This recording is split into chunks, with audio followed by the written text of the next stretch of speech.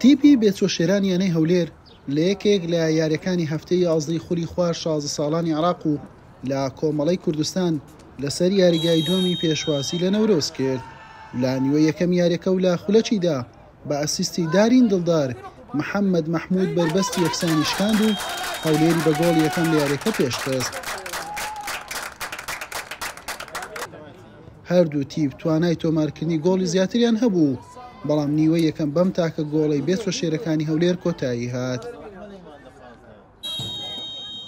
لە نیوەی دووەم هەردوو تیپ بە ئاستێکی لێکە و نزیک دەردەکەوتن.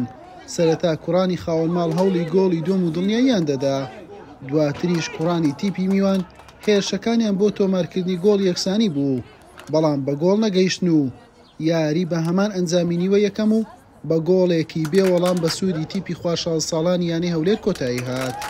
کاریگەری لەسەر فەریقەکەمان دروست نابێ ئەو تەعادولۆ و ئەو دۆڕانە و شکستێکە لە بەسەرمان هاتێ ئینشاءڵڵا ئەو یاریەشکە بە بەرژەوەندی مە کۆتایی پێهات ئەلحەمدولیلا دەستخۆشی لە یاریزانەکان دەکەن. بەڕاستی جەوەکەش زۆر گەرم بوو، ئەگەنا دەماتانی گۆڵی زیاتر بکەین و هەزمەی زیاتر بین و خەترەی زیاتر لەسەر فەریق بەرامبەر دروستکەین. ئەلحەمدولیلا ئەو ئەنجامە بوو کۆتایی پێهات و ئینشاءڵڵا پلەیەک لە دەستە خۆمانە و سەدا ڕەژار بە خۆمان ئینشاءڵڵا. وەڵای سوپاس بەخۆ یاریە باشمان کرد، بەس لە سەرەتەوە بوو ئەو گۆڵەمان لێکرا نەمانتوانین گۆڵەکە بکەینەوە هەتا ئاخر یاریە باشمان کرد.